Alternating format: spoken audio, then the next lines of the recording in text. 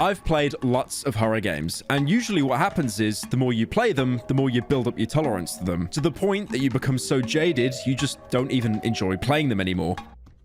What are you doing in my home? I've also played some alternate reality games, or ARGs. And if you ask me how to explain what one is, there's usually two ways. I either go into a long dialogue about how it's a game within a game that employs transmedia storytelling, whatever that means, to deliver a story that may or may not be influenced by the player's ideas or actions. And then, when people inevitably fall asleep at my explanation, I just wake them up by saying, Petscop was also an ARG. I bet that worked, didn't it? Pathetic. The thing is with Petscop though, as amazing as it is, it's an ARG that you watch, slowly peeling back the layers with each episode. But recently I found an ARG that isn't watchable, but playable, and it's one of the best I've ever experienced. And it's called MyHouse.wad. Man, not my house! Also, I do want to say, I know Powerpack has done a great deep dive into this game. That's the second time he's beat me to a topic now. But to anyone that's already seen that video, which I assume to be pretty much all of you, don't worry, because there's a lot more to uncover about this game. It all started on September the 2nd of last year when a user called Veg posted on the Doom World forums, the oldest fan website dedicated to Doom games. Veg made a post explaining how he hadn't logged onto the Doom forums for well over a decade, but came back to mention how a longtime friend of his had died. Checking his post history, he was at least honest about the first part. The last post Veg ever made was on the 29th of October, 2006. Today I made a post on Doom World showing off my friend's map. There's more to do on the map, but hopefully this is the encouragement I need to finish the map and push it out for release. I thought it would be a simple project, but the more I learn about the new UDMF features, the more things I've been adding to make it more interesting. I wanted the project to maintain the original aesthetic my friend was working on, but I'm trying to find the fine line between the original vanilla map and the cleaned up release that feels a little less 90s.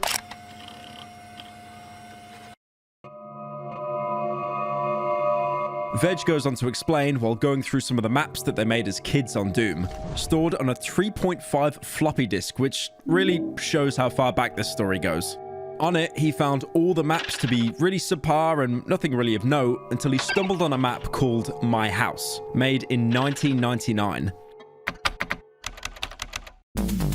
Veg said that in his friend's honor, he would clean up the map for release to the public. They didn't post about this map again until February 25th of this year, saying how for the past couple of months he's been staying up far later than anyone should, and when he does sleep, it's restless and unfulfilling.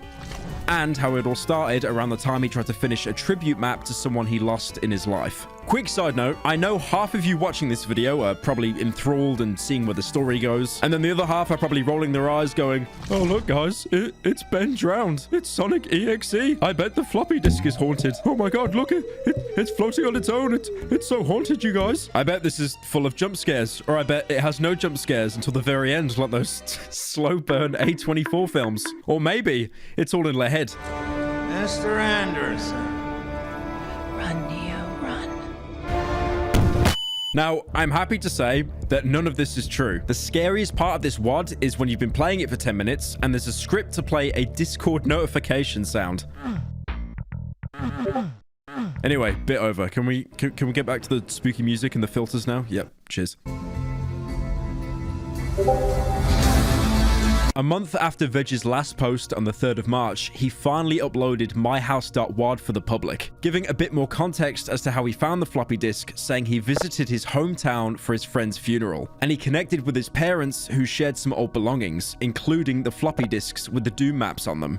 He also goes on to say his deceased friend's name was Thomas. At the bottom, he posts a link saying, "Miss you, Tom." The link taking you to what I assume is a picture of Tom and Veg. Clicking on the link to download the file takes you onto a Google Drive. Here you can find some more screenshots of the house map.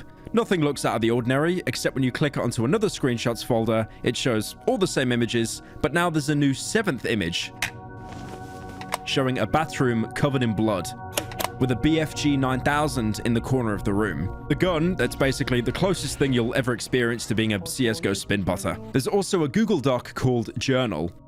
It looks like Veg has been documenting everything since Tom passed away, starting on August 4th, 2022, to the news that his friend had died. Feeling great loss, he hoped that documenting his feelings will help him process his emotions and come to terms with what's happened. Today I woke up to the news that an old childhood friend of mine had suddenly passed away. Can't believe it. We were so close when we were younger, and I feel like a part of my life is now missing. I feel so helpless. Like I can't do anything to bring him back. I feel so sad, and it feels like my heart is heavy. I can't help but think about all the fun times we had together growing up. All of our adventures, our secrets, and even our arguments. I miss him so much, and I can't believe he's gone. I'm struggling to cope with this news, and it's hard to stay focused on anything else. I hope that writing in this journal will help me process my emotions and come to terms with what has happened. I know that my friend would want me to remember the good times and continue to live life to the fullest.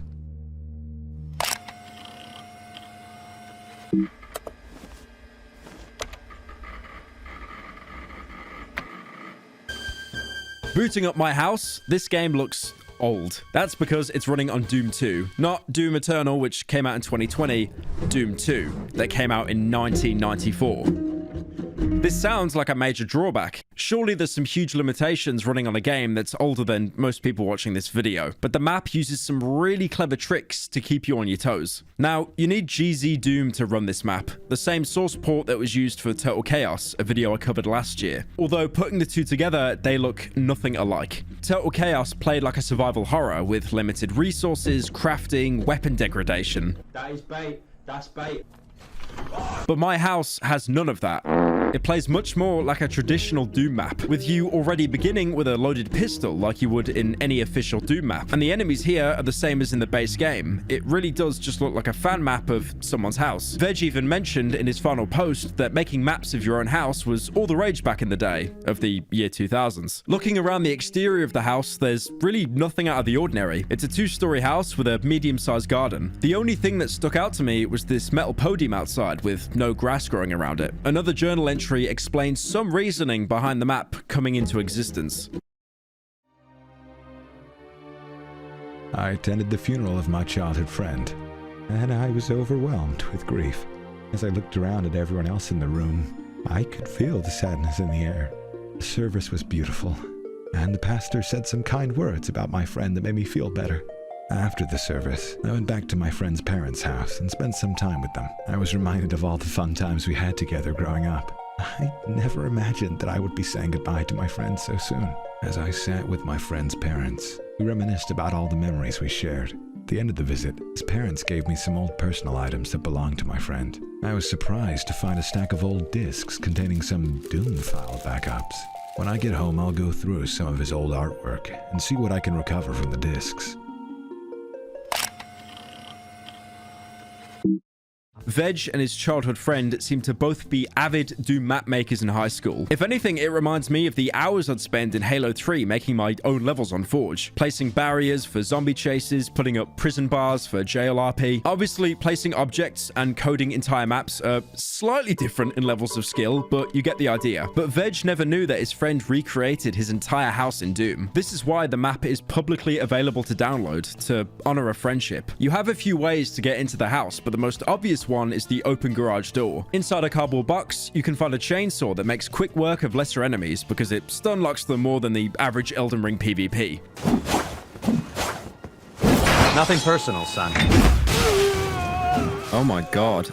Okay. So on single engagements, it's pretty much impossible to trade damage. And with the house being so small, you'll be able to charge in and cut up any enemy before they can even react. Like I said, the house itself seems pretty normal. There's a kitchen and a living room with a PlayStation 1 hooked up to it. Remember that, guys? A time when the PlayStation actually had games. The gameplay here is fairly straightforward. The only enemies you'll see are zombie men, shotgun guys, imps, and the occasional pinky demon. All of these are lesser enemies that you'd see in the opening levels of official Doom games. The main goal of this level, like pretty much all Doom levels, is to get keycards to access other keycards, to access other keycards, to open the final door, and move on to the next level, where you do the exact same thing again. The first keycard is yellow, and you can find that in the master bathroom, which lets you unlock a yellow door in the downstairs bathroom, which gives you the red keycard, and you can use that to open the red laundry room door to give you the blue keycard. And that's pretty much it. Open the front gate outside the house, and you can leave. We're then taken to the Underhalls map, which is the second map for Doom 2. It plays exactly the same as Underhalls did when it came out all the way back in 1995. You can find the secret wall to give you the mega armor, giving you 200% protection. You can even get the super shotgun here. My house is advertised on the website as being not much of a challenge and roughly 10 minutes of playtime. But surely there's more, right? It's not just a house where you pick up key cards and then leave to play the actual Doom 2. Well, when you complete Underhalls, instead of being taken to the third level of Doom 2, the Gauntlet, a level that's infamous for introducing the chain gunner enemy, a strong zombie that deals rapid hit scan damage from his chain gun, we're instead taken right back into the house. Nothing seems to have changed, apart from the fact that we've kept the equipment from Underhalls. So we do it again, collect the yellow key card, go downstairs, open the yellow door. But wait a minute, the podium outside I mentioned when casing the exterior of the house, it now has a blue face on it. These are called soul spheres, and they are in Doom. Picking one up immediately gives you 100 health and the ability to overheal up to 200 HP, something medkits dotted around the house just can't do. You'll more than likely be drawn to go outside and collect it to increase your odds. But going outside to get the soul sphere, it's gone. And looking inside the house, all the enemies have respawned, waiting for you.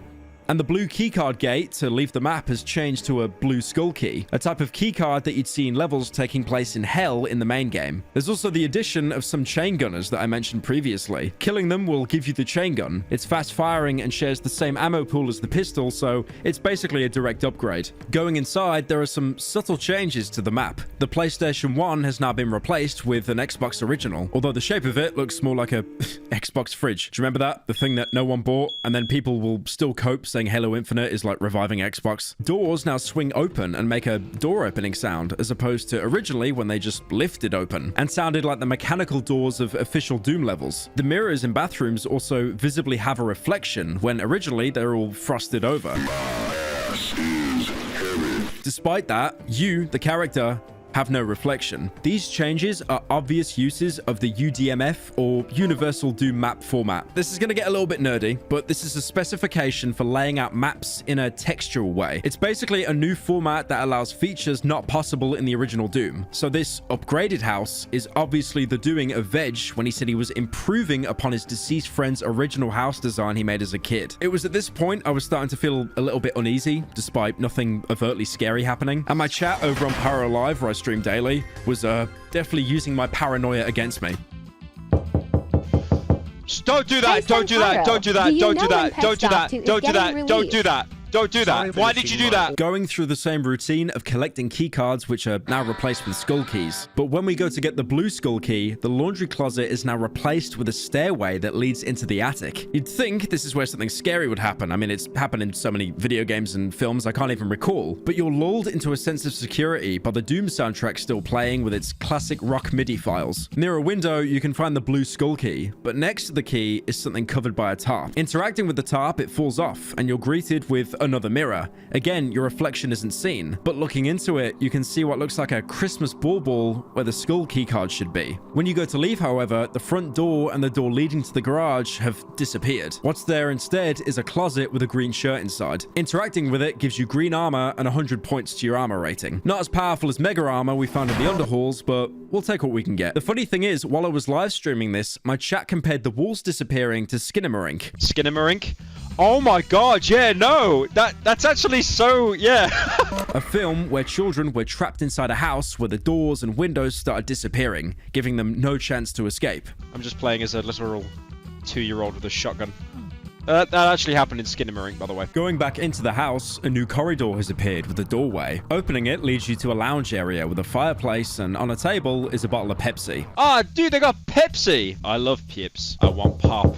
Stop doing that I've fucking donated dono, man! $30 in door Stop! knocks, and I will Stop doing that continue, dono! sloppy boy. Seriously! Slop- Stop, man, because it's throwing me off. I keep thinking it's happening in the game. The lounge itself seems relatively normal, but the room itself makes no sense, because for it to exist would mean it collides directly with the bedroom and bathroom where the yellow skull is found. And this is where the soundtrack slowly begins to change. The music that's been on loop the entire time is Doom 2's Running from Evil soundtrack. It's a fast-paced combat soundtrack that would be perfectly fitting for a traditional Doom level, picking up health items, strafing imp fireballs while firing back. But the soundtrack has become more inconsistent and unstable. The highs and lows are pitch shifted. Okay, is it just me or the music got a bit weird as well? Did the music get a bit weird?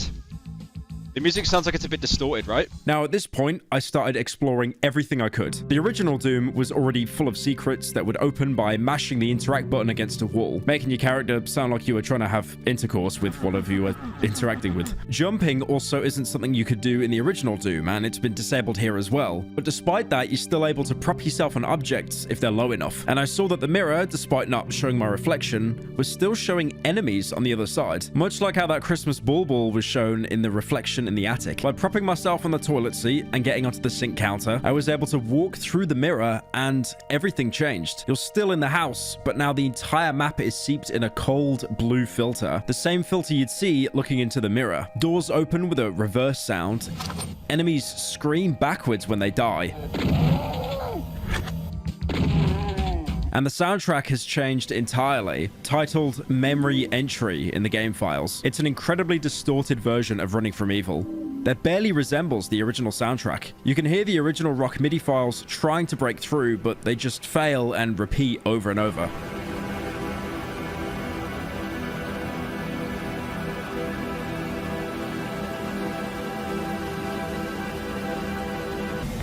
This track was created by Essel Fortium and was inspired by the album Everywhere at the End of Time by The Caretaker, an album that focused on someone with Alzheimer's slowly forgetting everything as the music becomes less composed and more erratic.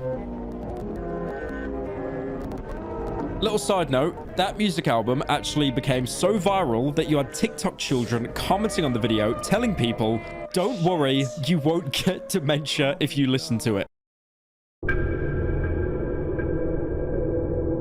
I was in the bathroom, standing in front of the mirror, shaving. As I looked at my reflection, I noticed it winked at me. It was so strange and unexpected that I threw my razor at the mirror. I was so scared that I expected the mirror to shatter, but instead it stayed intact.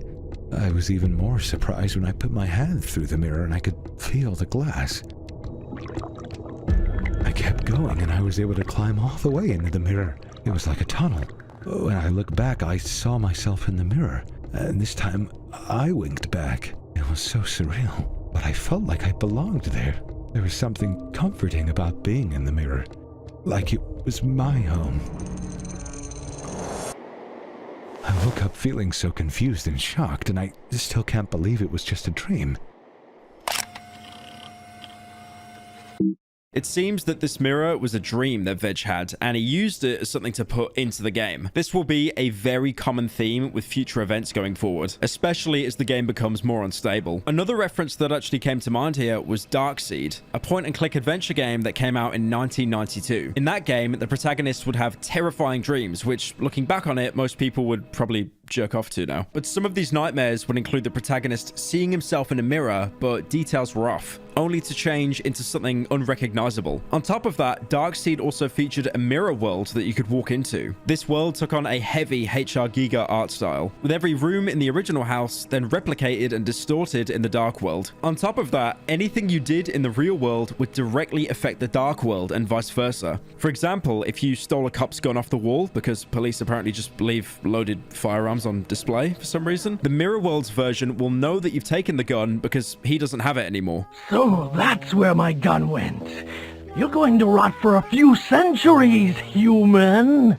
Another possible reference to this dream could be Silent Hill 4: The Room. That game, as the name implies, takes place partly inside an apartment room, not too dissimilar to the house we've been exploring. That game had a travel system where you'd utilize holes found in the walls to get to outside areas of the apartment. Just like how, right now, you're trapped and you can't leave the house, but you're using a mirror to unlock a new area. But most importantly, the 2 doors to exit that vanished in the real world have actually reappeared again in the mirror world. That means that we could escape and leave. If we do, we finish my house and we're taken to the Underhalls level again. But the mirror world still persists, with the name Underhalls being spelt backwards to not, still keeping the blue filter, enemies, and even the soundtrack being reversed. Finishing the mirror world of Underhalls just brings us again straight back to the house. It seems that even going into the opposite reality, we can't escape this house. Going up into the attic in the mirror world, we can find the Christmas bauble. Picking it up gives you the message, "Christmas makes me happy." There's also a baby's bottle that you can pick up in the corner of the attic. It's pretty hard to see, doesn't stand out, and it's very awkward to pick up because of the way you have to position yourself. But if you do, you'll get the notification. It wasn't meant to be. But first, video very expensive to make, so me now have sponsor time. Sponsor? Raid Shadow Legends. Did you know there's now over 800 unique champions? Guys, what one is your favorite? My favorite is the S-Rank Septimus, because I'm going to commission art of them as soon as I'm done with the video. I ain't changed. It's bread. No, it's not. It's Raid Shadow Legends. Sorry, honey. I can't pay the child support this month. I'm too busy playing with my mythical champions, which is 1 step above legendary. And they can metamorph, which lets them change between 2 different forms, giving them new skills and a new look. Look at this guy who grows wings, or this woman who becomes an ugly woman. Also, for new players, you can get hold of the Stag Knight, one of the best epic champions around. And also a skin for the Stag Knight designed by Jontron. Just use the promo code JTSkin before October the 7th. And you know what? Because I'm feeling extra generous, you can also get the free legendary champion, Sun Wukong.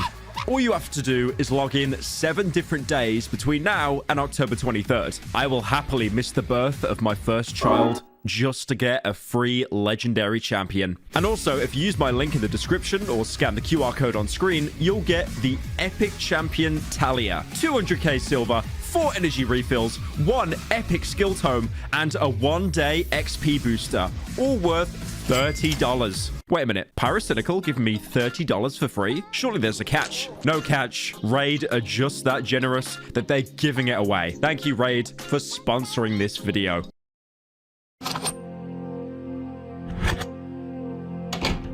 Returning, the haunting soundtrack still persists, as if it's followed us into the real world. And now, scattered on the floor is a trail of plastic balls, leading us somewhere. The trail ends in a closet, but instead of it being a dead end, the planks have been ripped up and there's a giant tunnel placed, inviting you in.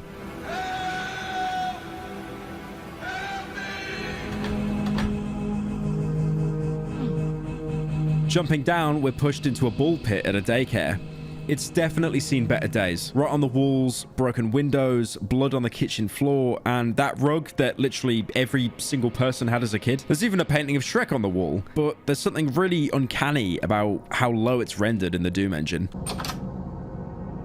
Okay, that Shrek actually scared the shit out of me. I thought that was a person. Now, there is a secret here. The cleaning closet at the daycare has a berserk power-up on the shelf. In the base game of Doom, if you found one of these, it turns the player's vision red and increases the punching damage tenfold, being able to one-tap most lesser enemies. It's impossible to reach, though, because you can't jump. You could enable jumping in the commands, but that would also mean you're the kind of person that puts brightness to the max when playing a horror game. What you're meant to do is go into the toilet behind the closet and punch the crack in the wall. This will make the power-up fall down from the shelf. It's genius because you'd never have to do anything like this in base Doom. You're basically just humping walls until something happens. In the room between the closet and the bathroom, you can find a baseball that looks like it's been thrown into the daycare from a smashed window. Picking it up gives the message, autographed by JJ Hardy. Going into the learning room of the daycare, there's an alphabet on the wall and a chalkboard showing a girl with a turkey. This chalkboard is based on a real-life chalkboard that was found in an Oklahoma school. The chalkboard itself is over 100 years old, still having the date 1917 wrote on it. But the chalkboard here says 1984. There's also another item to pick up. Next to a chair, a Crayola set that gives the message, adult coloring books. With nothing else to do, you can try and leave through the main entrance. But, oh no. Where's the Shrek gone? He was right there. Where did he go? The Shrek's gone. Where did the Shrek go? Where did the Shrek go? I know that Shrek on the wall was a literal JPEG, but seeing it gone when returning filled me with immense dread. And I can't believe I'm admitting in front of millions of people that Shrek scared me. With no way out, I went back into the learning room and saw that a new door had appeared. And you know what?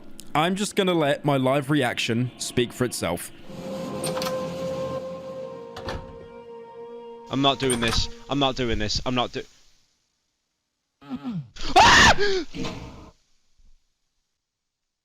Now, I know the worst way to have a payoff for something is to show a YouTuber being a React Andy, but that build-up of seeing Shrek terrified me. There was no jump scare, no audio cue, and when the Shrek decal disappeared, just that feeling that you knew something was going to happen. And the fact it killed the music right before it happened, despite being the opposite of a jump scare, had an even more profound effect. Shrek himself will just keep slowly walking towards you. He doesn't say anything, he doesn't even bleed when you shoot him. And that threw me off because I thought he was invincible. Come over here and kiss me on my hot mouth. But putting enough lead into him, he'll explode into concrete.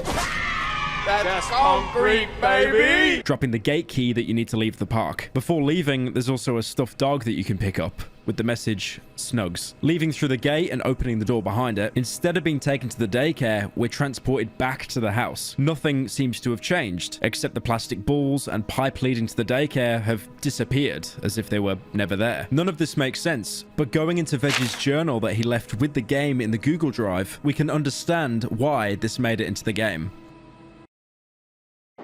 I had an incredibly vivid dream last night. This has been happening for several weeks now, so I feel like I should start documenting them. I'll do my best to recall the events of my dreams. I awoke in a cold sweat. My heart was pounding in my ears. I felt a chill run down my spine. I knew something was wrong. I lay in my bed, too afraid to move, when I heard a faint, ghostly cry coming from the attic. I'd heard this sound before, but this time it was louder and more insistent. I tried to ignore it, telling myself it was just my imagination, but the more I tried to push it away, the louder it became. I had no choice but to investigate. I got out of bed and slowly crept up the stairs to the attic. My heart was pounding so hard I thought it would burst. As I entered the attic, I noticed a trail of children's toys leading out the window. I followed the trail, feeling a strange compulsion to do so. The trail led me to an abandoned daycare center near the edge of town. I stayed back, afraid to enter, but I couldn't help but feel drawn to this place. I knew something was waiting for me inside, something dark and dangerous. I took a deep breath and stepped inside. The place was dark and silent, but as I walked around, I noticed the walls were covered in eerie drawings of children and babies.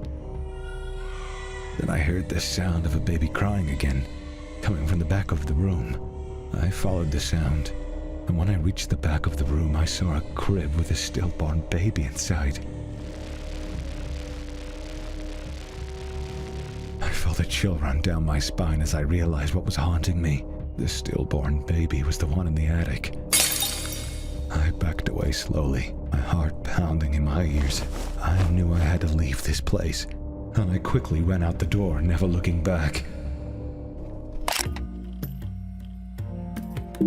It seems that we're reliving the nightmares that Veg had while working on improving the My House map. We went into the attic, but instead of hearing cries, we found a baby bottle saying it was never meant to be, implying there was some kind of tragedy in Veg's life. It's not clear yet, but it could be possible that Veg had a child that died, and he chose to put the memories of them and his past partner into the game. The Shrek creature you fight is nothing more than a childhood nightmare that plagued the creator. Much like how you watching, you've probably seen stuff as a child that terrified you, even though though it was never really meant to be scary in the first place. Items you picked up in the daycare were just reminders of the creator's childhood. Crayons for drawing, a stuffed toy for comfort, and the baseball said it was autographed by J.J. Hardy, who's an American baseball shortstop that was born in 1982 and joined the Major League Baseball in 2005, a time when Veg and his friend would have been kids working on Doom maps. One thing to point out is how the daycare has the exact same structure as the basement of the house. The office turned into the room where the baseball was thrown, and the learning room was originally the downstairs bedroom.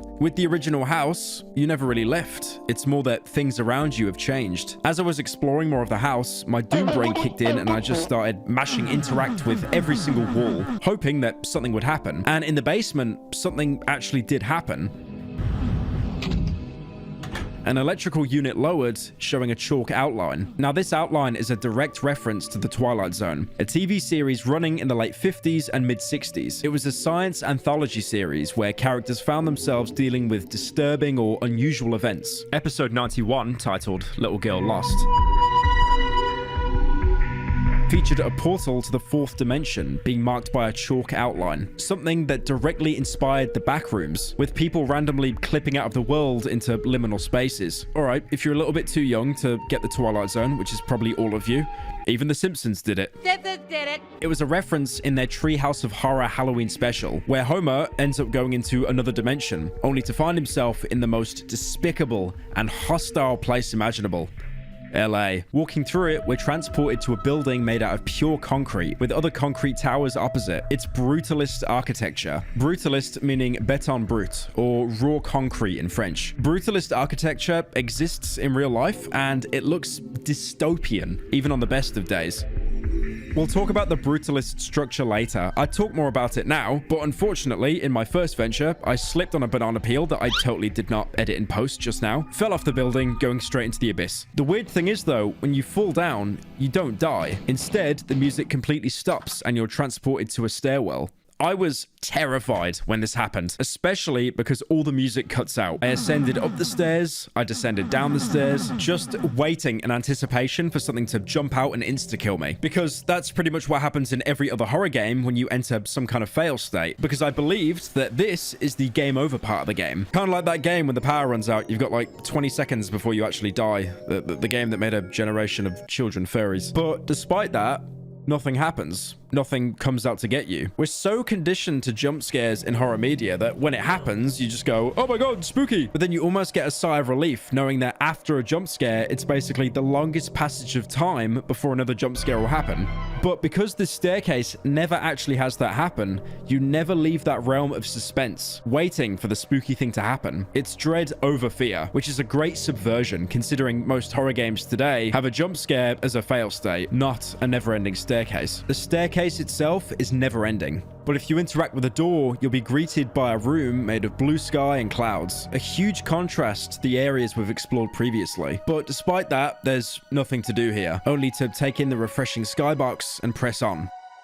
Another door can be opened, showing a deep, pulsating chasm that seems to reach hundreds of meters in both directions, with the other side being the house. Walking over the chasm, we're spat out, again, back into the house. This is the fail state system of my house. You can die in the game, and trust me, we'll get into that later because the mechanic behind it is amazing. Oh, man! But the only way to truly die is for an enemy to kill you. Falling into pitfalls or off ledges will usually just put you in this repeating staircase so you can try again. You can save scum in this map, like all Doom maps, but I feel the fact you're not killed for falling into the chasms, Veg wanted people to experiment to see what they could find. And trust me, there is loads of stuff I missed on my first playthrough. Also, I'd like to say, if you play this WOD, please make sure that you play it on your own to be fully immersed. Because I streamed it, and having every Zoomer in the chat try to be an SNL writer, it was just awful. Hello, I would like to fart into microphone. I think it would be funny. Hey, it's me, Joe Biden. I would like one small child. OMG, Joe, here, take my newborn. I really like, man, like, I'm trying so hard to get immersed in this, right? Back in the house, another change occurred when you went from the default house. Before trying to pick up the soul sphere outside, all the sinks were full. But the upgraded version of the house has some sinks that are empty and a barely filled bathtub with a rubber duck inside it. Naturally, you see the rubber duck and try to pick it up, thinking it's another item. But there's an invisible wall wall in the way, and jumping is disabled for this map. But if you interact with the sink next to the bath water will slightly rise. If you go around the house and fill up every single sink, the bath will fill and the invisible wall will disappear, letting you get the rubber duck with the caption, "Chugga chugga, horse horse." No idea what that means, but looking it up, it comes up with the profile of a racehorse called Boom Chugga Lugga with a 4% win rate. If you get in the bath and stay in it, you'll slowly find yourself sinking to the bottom. The bath seemingly having no bottom, just an endless chasm. When you sink to the bottom and eventually swim out, the entire house is flooded, with you going down to the basement and wading through waist-high water, and barely being able to see due to the power being cut off. So basically, anyone that lives in the east of England twice a year. The state of this house was actually hinted at in the cheats. Without opening the console, if you just entered ID Choppers in-game, a code which gives you the chainsaw and invulnerability in normal Doom, you'll get the message, "Leave the entrance to the bathroom unsullied for a big fucking reward." Eventually exploring the house, going down one corridor, it begins to repeat itself, snaking around until taking you to a pool-themed liminal space.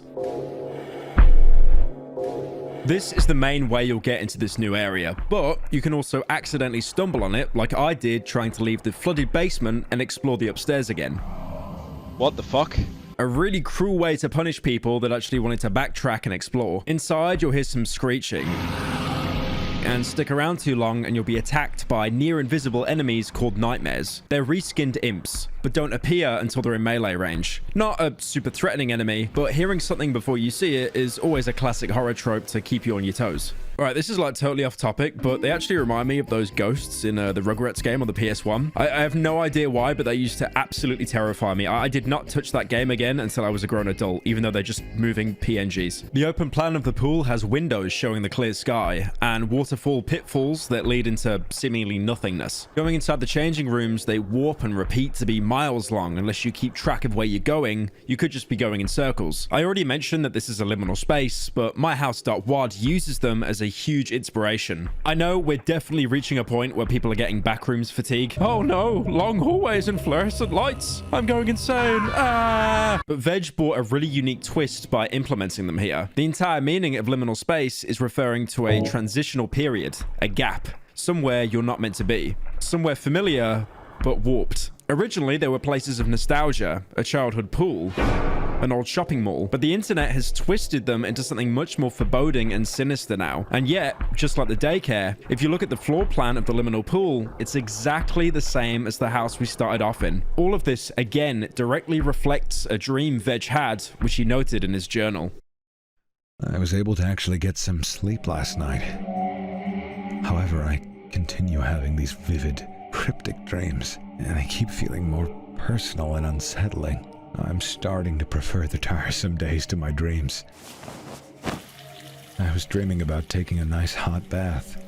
I felt myself sinking deeper and deeper into the warm water until I couldn't breathe. I tried to scream, but no sound escaped my lips. I was drowning in my own bathtub. Suddenly, I felt a jolt, as if I'd been pulled out of the water. When I opened my eyes, I found myself in a subterranean cave, illuminated by a faint, eerie blue light. I could feel a chill in the air. I could hear the echoing of demons in the distance. I tried to scream, but my voice was muffled by the darkness of the cave. I felt a chill run down my spine as I realized I was being hunted by something unseen. I heard the scraping of claws on the rocks, and I felt the ground shaking beneath me. I was terrified, and I started to run, and I ran and ran until I found a small crevice in the wall of the cave. I squeezed through it and hid in the darkness, hoping the demons wouldn't find me. Eventually, I woke in my own bed, safe and sound. But I couldn't help but feel a lingering fear that the demons were still out there, watching and waiting.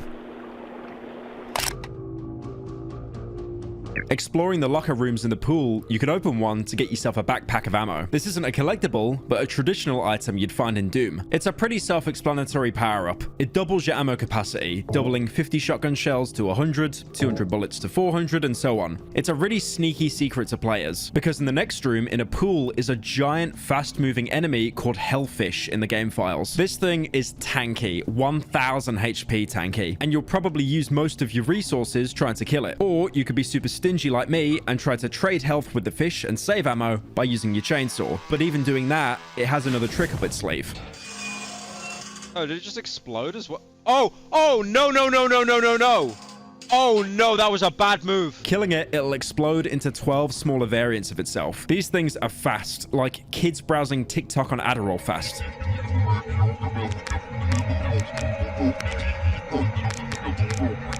And they'll easily waste all of your ammo. And if you try to use the chainsaw, they'll gang up on every angle and quickly kill you. It seems like a pointless distraction, but by jumping into the pool, you can find another item to pick up. A D20 with the message, roll for intercourse. Wait, what? There's also a hole where the tiles should be. You can explore past the D20 into a network of tunnels, but you'll have to take frequent breaks at sewer grates unless you want to suffocate to death underwater. That's one of the benefits of GZ Doom, being able to swim. It's basically a very limited flight ability, unlike vanilla Doom, where you'd sink faster than the Google Stadia. This entire section, to me, reminds me of a game I played as a kid called Heart of Darkness. In that game, there'd be a lot of sections making you swim through incredibly tight caves with very few chances to catch your breath before drowning. Just a quick tangent about Heart of Darkness, by the way. This game, despite being rated E for everyone, is one of the darkest and most gruesome games you could ever play. You play as a child, and he can fall to his death. All right, doesn't sound too bad. I mean, a lot of games have you falling to your death. What about being crushed by a dinosaur skull? What about getting your own skull crushed while being eaten alive? All right, let's say that's a bit too gruesome. Instead, you could just have your back broken by flying enemies. Rated E for everyone, by the way. Also, on top of that, Heart of Darkness and My House actually share a theme in common. We're not actually sure what's fiction and what's real. I mean, shooting your demons until they explode is much more accessible than dealing with life's problems. Anyways, while exploring the tunnels, you'll get used to these small gaps in between sewer grates to catch your breath, which is why the developer sneakily put one of them being just too short. So you'll reach it thinking you'll replenish your O2, only to be rewarded with nothing except to slowly choke to death underwater. Dying, you'll get the message, player can't swim. Yeah, cheers for that. Finally, escaping the tunnels by interacting with some of the swimming pool tiles, we're taken to a strange area. Almost looking like the textures haven't loaded in properly. A strange mix between the pool and also the Brutalist complex we briefly saw earlier. Almost like two realities are coming together. What's most interesting is the skybox. It's surprisingly pleasant compared to all the other Doom-related skyboxes we've seen. But we're not safe. Far away, you're sensed by new enemies. These are vampires, and they're pale like imp monsters which throw homing projectiles at you. With the ammo bag collected earlier, you can dispatch them with the chain gun fairly easily. But that being said, you do know what mod you're playing, right? You know that it's never that easy. That's why as soon as you start to step on the levitating platforms, this happens. Oh shit. Oh no. What the fuck is that? That's not a Keiko demon. What the fuck is that? These are Hemodemons, a pale variant of the iconic Cacodemon. They move and attack the same, but the key difference is if they hit you with their projectiles, you're given a hidden stat called Bloodlust, which makes them throw increasingly faster projectiles at you. This is the only time you fight them in the entire game, and with that hidden stat in mind, they were probably made to aggro the player with so much damage that if they didn't die straight away, they'd lose their footing and fall off the platforms into the clouds below. If you do fall off like I did, you'll end up in this room with the same skybox we saw earlier, being taken back to the infinite stairway and spit back into the house to try and explore it again. But unfortunately, the way back is blocked because the house is no longer flooded and the sinks can no longer be filled. Now, there is something that stands out here, you know, apart from pretty much everything in this mod. There's a single square platform, a little lower than the others, and it's all black compared to the other platform's concrete grey color. And there's also another square of identical shape and color on the other side of the platform. If you walk from one side to the other, you'll notice there's an invisible platform. I noticed this by shooting the floor on accident, and there actually were bullet holes in the floor. Something Dark Souls, Prism Stone, Crystal Caves, shut up. Reaching the end of the invisible walkway, there's another item you can pick up. A wedding band with the message, I do. Returning to the original walkway and interacting with a concrete wall, we're taken back to the Brutalist structure we briefly saw before. This place is cold and aggressive, and again calls back to liminal spaces. One thing the game cruelly does is place an exit portal right across one of the chasms, but because jumping is disabled in this map, it'll always be visible, but just out of reach. That is, unless you enable jumping in the options and just get over there yourself. Haha, get fucked, myhouse.wad. What does WAD even mean anyway? Whack-ass Doom mod, I think. Oh, for fuck's sake, not again. I tested my luck a little bit more and did some blind jumps across the chasm to see if any of the rooms over the void had anything of value. I did look out and actually find some things. One had a megasphere, but the last one I came across had me puzzled. I saw what looked like a black object in a room outside of where the bathroom was. Flinging myself into the room, I found the room had pretty much every object blacked out, and a couch pointed at a TV screen, showing the room that I was in. Jumping around the back, there's a power plug that snakes from the TV to the wall. Using the plug, the screen goes black until you plug it back in, and every single TV in the world will now be static, displaying channel 3.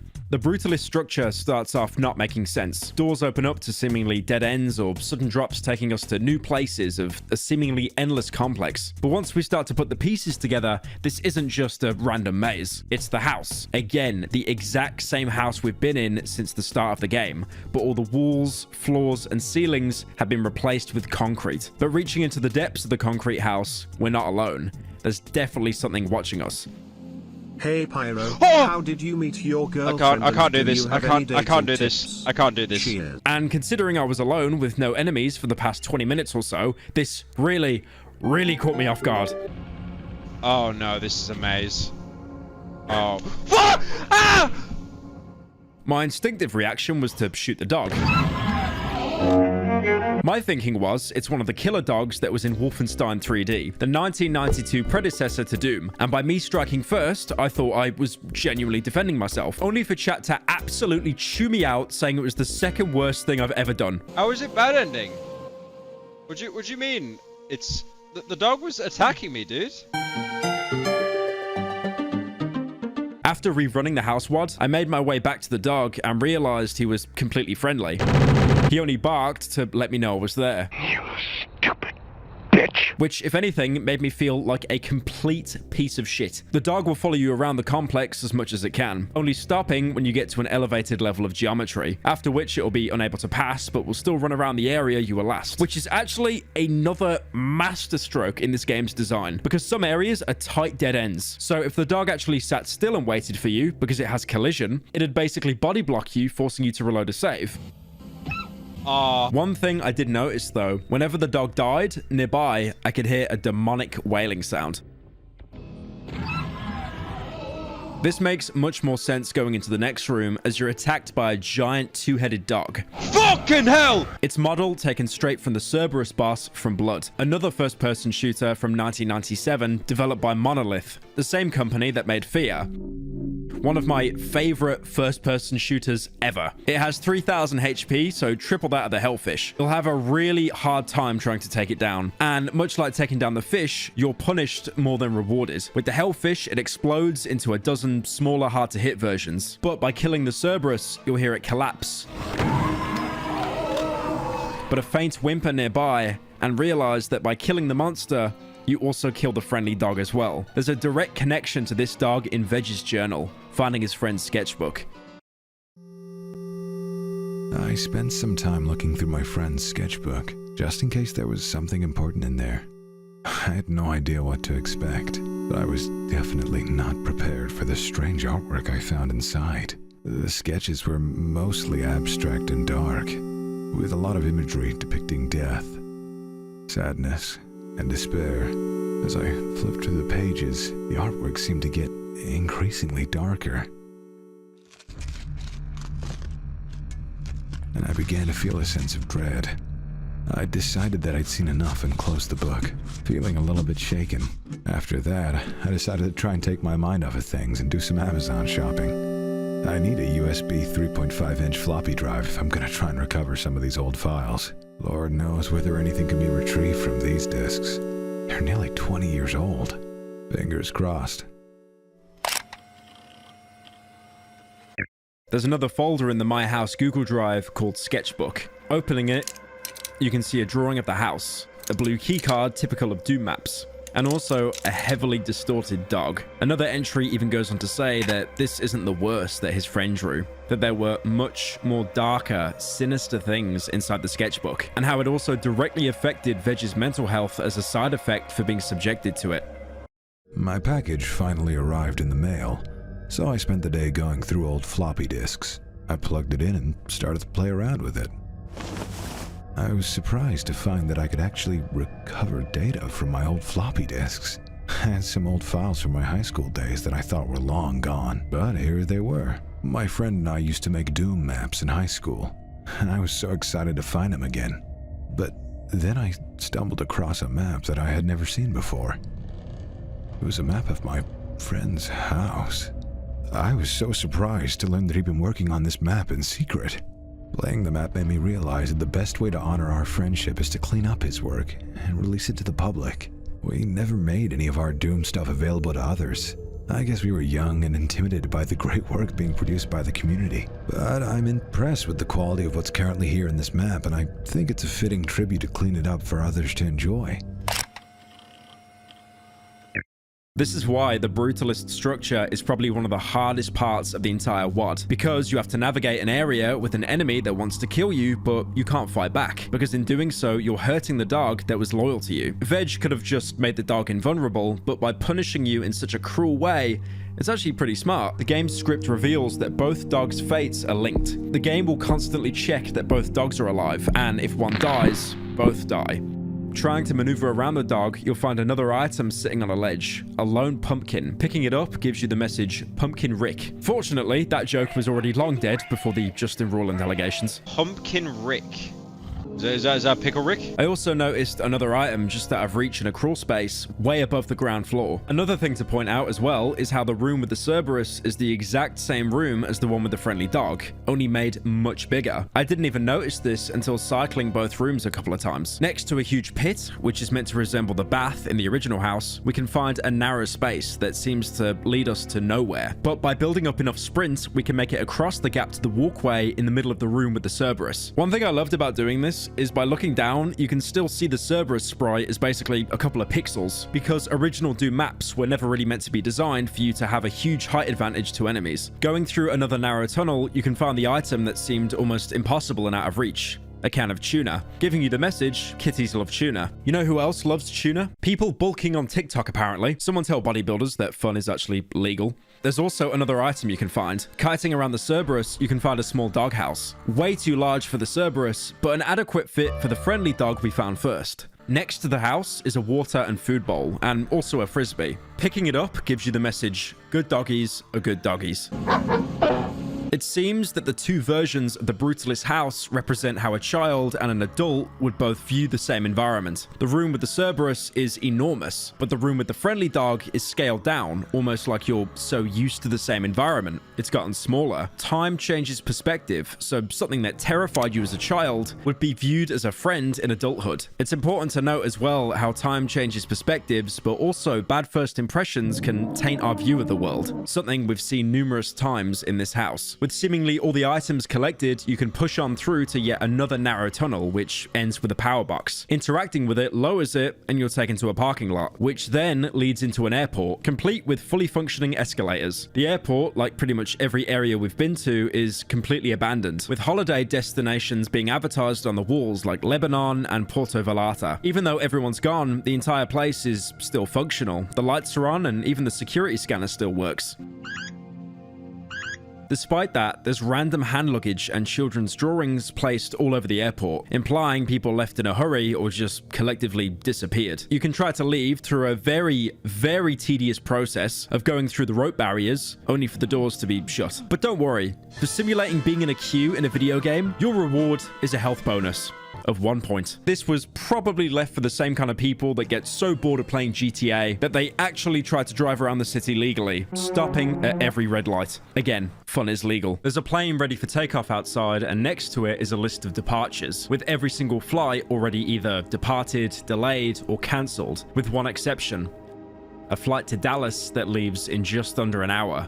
Seeming that we've got some time before the flight leaves, I decided to explore the rest of the airport. Upstairs, there's a lounge with some much needed health, seeming I was on 6 HP at the time. There's also a small convenience store where nothing appears out of the ordinary, except a bloodstained shirt on a rack. Interacting with the bloodstain will wipe it off the shirt, revealing a heart, and you'll be rewarded with Mega Armor, which is 200 points to your armor rating. Double that of the green shirt we found in the original house. Whatever this shirt is, or what's on it, has huge implications. Lastly, there are the male and female toilets. The male toilets hold nothing notable, apart from one guy apparently trying to flush himself down the toilet. But in the entryway of the female toilets is a dropped handbag with an empty bottle of pills giving you the notification, refill needed. The toilets don't appear out of the ordinary for any other female toilets, with half of the women using them clearly forgetting to flush, but looping around the toilets, they slowly start to change. The walls become soaked with blood, and the toilet entrance has become completely blocked off. Now, at this point, my doom brain switched on, trying to find any sort of way out by interacting with a wall or just any kind of surface. The toilets, the mirror, the towel dispenser. But letting my guard down, I was killed by a new enemy, a reskinned pinky demon with glowing yellow eyes, horns, and spines on its back, called Blood Fiends, and they spit. When I got cornered and died, I was about to load a quick save, but my chat begged me not to and let it play out. I had no idea why they'd suggest something like that, but I did as they asked. Mostly because one of them gave me $5 earlier, and I need to keep my parasocial relationship intact. But not doing anything, the screen slowly fades to black. And you're taken somewhere else. You slowly wake up in a hospital bed with a vitals monitor beeping steadily in the background. You're still alive, but you're not in the same place where you died. This is the point where I expected a doctor to come over to me and say, "You've been in a coma for 7 years." I'm not even joking. A mod I played recently called Afraid of Monsters, which was the predecessor to Cry of Fear, had the exact same ending where you wake up in a coma and it was all in their head. But this isn't the ending. It's another piece of the puzzle. Leaving the hospital bed to explore your room, the window that should be showing the outside world is completely bricked off. And leaving your room, there's a winding circular hallway that wraps around the hospital floor. Also, keep in mind, the music that was playing previously is totally absent. So the only noises you can hear are the vital sign machines and doors swinging open as you interact with them. You can try to interact with other patient doors, but nothing happens. 337, 338, nothing happens. But one room stands out, with the door number unreadable. A faint flat line on the vitals monitor can be heard inside, and looking inside, you can vaguely make out a human shape, this being the first possible human we've seen in the entire game. And I try to rush around to find a way inside the room. Down the hallway in an admin office, there's a key. Picking up the key gives the message EN/1C. Going back into the room that now opens with the key, you can definitely make out that it's a person behind the sheet, but no amount of interactions will let you pull the sheet back. On the chair next to them is another bottle of empty pills, the exact same that was found in the women's toilet at the airport, but these can't be picked up. But there is one other thing you can interact with in the room. Next to the wall is an AED kit or defibrillator. Touching it instantly transports you back into the women's toilets at the airport with all your health restored, and also gives you the berserk power-up so you can pummel whatever killed you in the first place. Leaving the female toilets, as soon as you step out of the door, all the blood and enemies disappear instantly. On top of that, the gender signs are swapped over, so the female toilets have become male. With so many questions, but seemingly nothing else to do here, we can board the plane leaving for Dallas. As soon as you get on the plane, it takes off.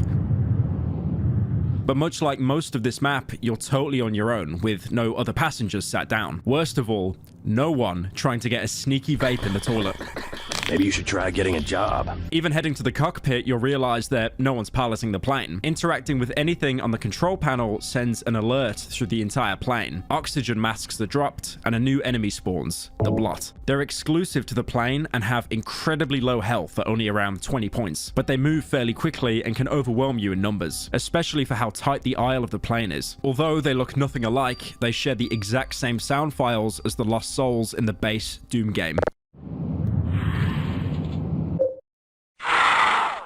Running to the back of the plane, there's a door that's burst open. I know the mod isn't exactly realistic. I'm amazed that the air pressure difference hasn't sucked you out or killed you. But then again, you do need to suspend your disbelief a fair bit for this mod. User was banned from the server. Like, you know, the mirrors that have no reflection and the two-headed dogs. Jumping outside the plane, you fall through the clouds and spawn on the bed, back inside the house. Probably the biggest implication yet that this was all a dream. It was all a dream. Ironically, this is yet another documented dream that Veg had.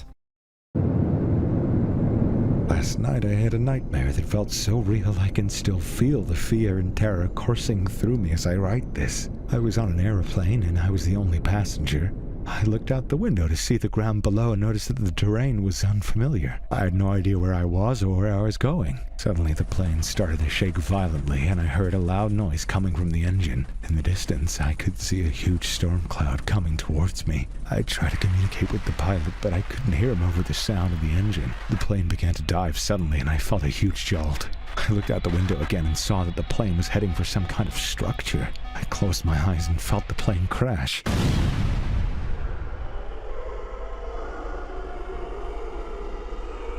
I felt the impact and heard the screams and cries from the people around me. I then woke up, my heart pounding and my body drenched in sweat. I don't know if it's the memories of my friend that keep flooding. That being said, the house has changed yet again since we last visited. It isn't flooded now, but instead completely barren. Every single shelf and cupboard is empty, and most of the furniture has been removed. The house doesn't feel hostile anymore, but barren alone. The biggest change since we last visited is how the door entrance has spawned in again, finally letting us leave. But as soon as you go to leave, the soundtrack stops again. Turning around, the entire house has disappeared, and all that remains is a single for sale sign for a plot of land from Navidson Realty, and apparently it's already been sold. With nothing left to do, we leave using the blue skull key we obtained much earlier on, and enter the teleporter to again be taken back to the underhalls. But obviously, there has to be more here. It can't just end with the house being sold. So little is explained. I reloaded a save right before leaving the empty house and went into the basement, and one of the bookcases was replaced with a hole in the wall. Going inside, it's pitch black. Nothing is there to be found, but this motivated me to try to explore the rest of the house. So I played through Underhalls again, which is the canon way to reset the house without being a save scummer like me. But one thing I did notice while charging through the level is the animation for my super shotgun was smooth, like really smooth.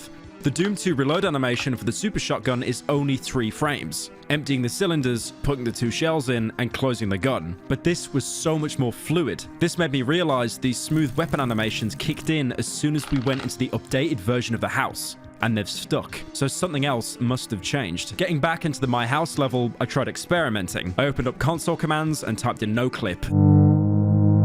Something I'd spent hours experimenting with in my Half-Life 2 days, with the message appearing, be careful not to clip out of reality in the wrong areas, and turning it back off saying, better safe than sorry. With no clip on, when I'd walk outside any of the game's set barriers, I'd be transported into the back rooms. As soon as you enter, the music immediately stops, which again is like what happens for like 50% of this mod. If you've seen any backrooms videos in the past 5 years, you know what to expect. Empty office blocks, the fluorescent buzzing lights that give the entire place a sickly beige hue. And while exploring out of frustration of not finding anything, I did something very, very stupid. I shot my pistol.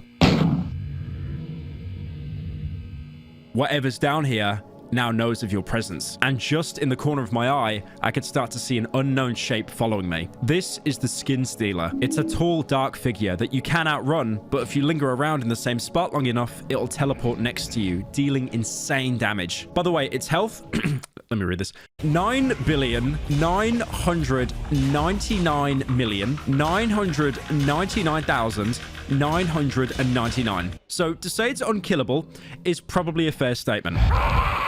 The funny thing is, you would actually be able to kill it if you telefragged it. The process of teleporting exactly where an enemy is standing, which results in an instant kill, no matter what the health. But there's no teleporter here, so all we can do is run. Eventually, the Skin Stealer will catch up to you and will kill you. There's no ammo or health pickups in the entirety of the backrooms. But there is a way out that most people don't actually know about. If you go into the largest room, the one with the highest ceiling, go through the rightmost north door. You'll be able to tell it's the north wall because one of the doors directly opposite will be slightly shorter than the rest. Walk into it and you hit a wall. Then turn right, immediately turn right again. Then walk into another wall and turn right once again. Then make a left and you should be greeted by an iron door that you can open to take you back to the infinite stairway, giving you another chance to play the level again without having to restart or save scum. Usually you only end up in the back rooms if you use no clip to explore, but there's a legitimate way to get there as well. Remember that impossible to reach teleporter in the Brutalist complex? You can actually get there without jumping. If you equip the rocket launcher and play like any TF2 soldier with 10,000 hours of experience, you'll be able to make the gap, and this teleporter will take you straight into the back rooms. Nothing's different. If anything, it's punishment for experimenting. Also, I suppose Veg is probably a pyro main. I can relate, man. Don't worry. Speaking of teleporters, how most of my house operates is on silent teleportations. Crossing over lines which teleports you to different versions of the map. Even more sneaky is creating portals to make impossible rooms possible, like the back rooms, allowing it to fold back upon itself like an IKEA showroom. Another YouTuber, David X Newton, goes into far greater detail on everything that makes my house tick. I highly recommend giving his 3-part series a watch if this has piqued your interest. The technical details of this mod even go into each cheat that you can use in Doom. I've already talked about some of them, but pretty much every single cheat gives you a unique message. Typing in IDKFA, the cheat which gives you all weapons, you'll get the message, "It's about the journey, not the destination." But some of these messages actually hint at extra items or content in the game. IDFA, the code to give you all items except the keys, will say, "If you find yourself exploring another map, bring a super shotgun back with you." Like how we brought the super shotgun back with us from the Underhalls. Or how putting IDDQD, a cheat for invulnerability, will give the message, "My reflection winked at me. I covered the mirror in the attic to be safe." The same attic we found in the house and what Veg dreamt about in his journal. Some of the cheats are self-aware. Putting in IMDMUS1, which in any other Doom map would just change the music to whatever level you wanted, you'll get the message, "This isn't just D-running, you know. Let it play out." D-running is the name of the Running from Evil soundtrack that plays at the beginning of the WOD. Exploring the house once more, I really wanted to find out what was behind that bookcase before the house got emptied out. It's protected by a bookshelf that can't be interacted with, but as soon as we pick up the milkshake in the downstairs area, a sparking breaker switch can be heard from the bookcase, and it's shifted slightly. Interacting with it, it finally moves aside, revealing the broken breaker box. Interacting with it, the screen goes black. And when it slowly fades back in, screaming can be heard all around you. Looking outside, no one can be found, but the sky is a sickly red color. Remember the cheats I mentioned earlier giving cryptic messages? If you typed in IDDQD a second time to turn God mode off, you'll get the message, "There's no good outcome from a house fire." All the lights in the house are off, but now it's populated by various monsters waiting to attack you. These consist of Strygers and vampires. We've seen both of these enemies before. The Stryger is melee only and drags itself across the floor, leaving a trail of blood. These things were also in the bathroom attack at the airport, and vampires were dotted around the open sky area where the wedding ring was found. Strangest of all about this map, as soon as we go upstairs to investigate the screaming, it stops entirely. Killing the enemies and investigating the house, we can see that it's in really poor condition, the worst we've ever seen. It's been badly burned with the foundation showing and all the glass smashed in. Next to the bed is a burned journal that you can pick up, giving the message, "Tarnished history." Where the laundry room used to be, there's a broken picture frame you can pick up, giving you the message, "Ruined memories." In another closet is the final item you can pick up in this version of the house, a badly damaged teddy bear that gives the message, "Innocence lost." This version of the house is again reflected in another dream that Veg had. The entire journal entry is crossed out as if it's something he didn't want to remember. I had the strangest dream last night about my childhood friend who recently passed away. We were playing Legos in his basement like we used to do as kids. And when I turned around, he was gone. The house was empty and silent. Everything was so quiet and still. I started to smell smoke and hear screams from upstairs. I ran upstairs, and when I got there, the house was just a burned frame. Smoke was getting thicker and thicker, and I could barely see or breathe. I searched for my friend, but I couldn't find him anywhere. I couldn't see anything. I started to panic, and then I found myself outside in the fog. I was alone, but I could hear low growls in the distance. When I woke up, I wished so badly that it was all just a dream, but I knew deep down that it was real. I just missed my friend so much, and it's hard to think that he's gone. There's nothing worse than letting your mind dwell on something. After a while, it starts to consume you. Just now, I decided to order a replacement set of smoke detectors with CO2 sensors, just in case. Another possible reason the words are crossed out is because he's trying to hide the dream from himself. It brings up too many bad memories, but can't bring himself to delete it, so instead crosses over it. Picking up all the items, it seems there's no way outside the house, with the doors still being replaced with walls. But going back downstairs, the sky changes from a hellish red to a moody grey. And actually, the entirety of the downstairs has now changed itself, giving way to concrete. Interacting with one of the walls will lower it and take us back to the brutalist structure with the dogs. On the outset, it seems that we've been given one more chance to correct the mistake we made coming here. So we do it all again.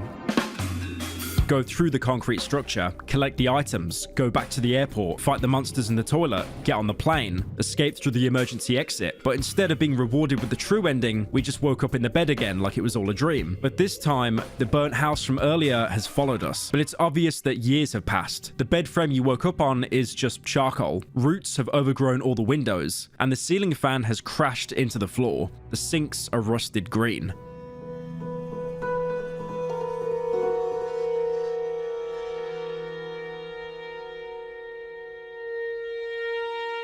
I really tried here. I explored every part of the house just to find something worthwhile, some kind of secret, but there was nothing. If anything, this was an even worse outcome than the previous ending, because instead of the house being abandoned, it was practically destroyed. So I walked outside and was again greeted by that for sold sign from Navidson Realty. So I tried everything again. I played through the entire game trying to find any deviations or any way to get a better ending.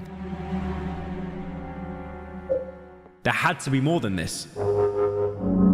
A game with so many secrets and so deviously crafted couldn't have such a linear one-note ending. I went through the daycare, the flooded house, the burned house, the brutalist house, the airport. But only when I was exploring the mirror world yet again, I found something that stood out. 2 empty frames with 8 empty portraits. And in the real world was the exact same thing. 8 empty portraits. The cheat, IBDHOLD, which gives you one of 6 of the game's consumables, depending on what letter you use, will give you the message, "The living room painting hides a clue," if you find all the artifacts. I started to collect the items as usual, finding some others that I didn't pick up before, like a bottle of wine in the mirror world that I missed, giving the message, "Drunk buddy." And then, checking the frames, one of them had been filled in with the alcohol icon, so I knew what I had to do. The only problem is, this isn't 8 items, but 16 items, because the mirror world has its own portraits. No other version of the house has this, and it got a bit confusing picking up items in the non-mirror world, only for them to appear in the mirror world, and vice versa. I went upstairs and collected the Christmas ball and the baby bottle again, and even though the ball was in the mirror world, it would appear in the original house's frame. I went back into the daycare, picked up the baseball and the crayons. I went outside again to kill Shrek, but this time I was obviously prepared for him. Oh, wait a minute. I got the super shotgun. Yo, fuck now, buddy. Oh, you're gonna die. One more hit. One more hit. Yeah. Lastly, I picked up the stuffed toy from the swing. Checking back with the real world painting, the baseball, baby bottle, and Christmas ball had all been filled, with the crayons and toy being filled up in the mirror world. From here, I retread my steps for what I did on previous runs. Picked up the Pepsi from the newly spawned room. I got the milkshake from the downstairs extension of the house. I flooded the house yet again, went into the pool, picked up the D20, went back to the open area, ran across the invisible walkway, and got the wedding ring. Went back into the brutalist house, petted the PNG of a dog, picked up Pumpkin Rick, picked up the tuna, and finally the frisbee one last time. Entering the airport, I picked up the empty pills and the refilled medication after fighting the monsters. The empty bottle doesn't count towards filling the picture frame, but the refill one does. One thing that's also incredibly easy to miss here is a BFG. Remember the screenshots the game Veg was showing off? One featured a BFG in the corner of the bathroom. Positioning yourself exactly where the screenshot shows will give you the most powerful and probably inconsistent weapon in the entire game. Now, the thing is, my house doesn't actually change the BFG, but I've always just found it to be a gun that can one-tap enemies or do no damage at a huge ammo cost. That's because the energy balls of the BFG randomly deal anywhere between 100 or 800 damage, so it could 2-tap a Cyber Demon or not even kill a Keiko Demon depending on RNG. Going through the airport, onto the plane, and jumping out, we wake up on the bed yet again. But now, the entirety of the 2 portraits have been filled, at least in this world anyway. Checking the mirror portrait, there's still one more item missing. I thought I missed something, but something in the house has actually changed. A painting on the wall that usually depicts flowers now shows an opening in the fence outside. right next to the metal pole where the Soul Sphere was originally found lying. The item that basically took us down this entire rabbit hole. Going outside and humping pretty much every wooden plank, eventually one lowers, exactly where the painting depicted it. Walking through it, the environment suddenly changes to a forest area, and now it's nighttime, with the moody skybox being replaced with a mostly clear night sky, bright stars, and a full moon. And much like pretty much every bizarre area we've experienced, the soundtrack is just non-existent.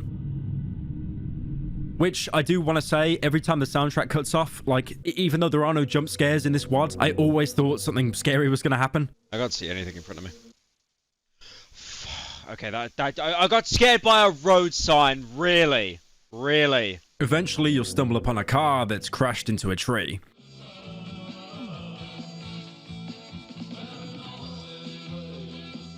The music playing from it took me a while to track down, but it's on YouTube, called The Most Mysterious Song on the Internet.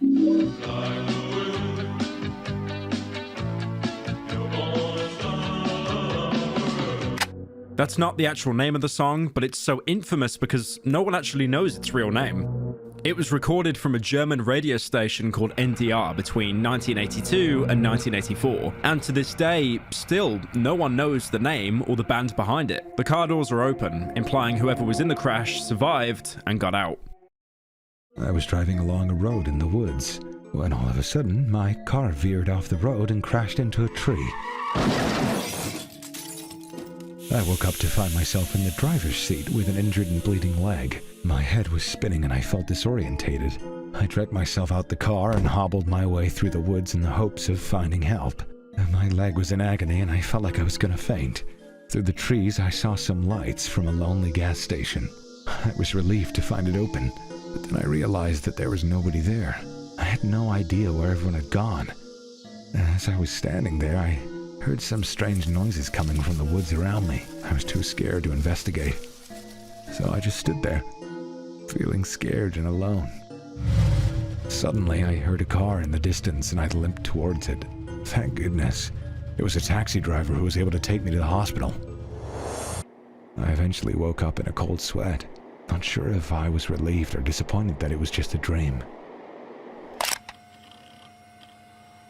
This is the car from Veg's dream. The car crash that he survived and escaped. Directly in front of the crash is a trail of blood. Following it will lead to a shell garage, with the letter S being broken. Oh my god, guys, look, it says hell! He made another all-in head game!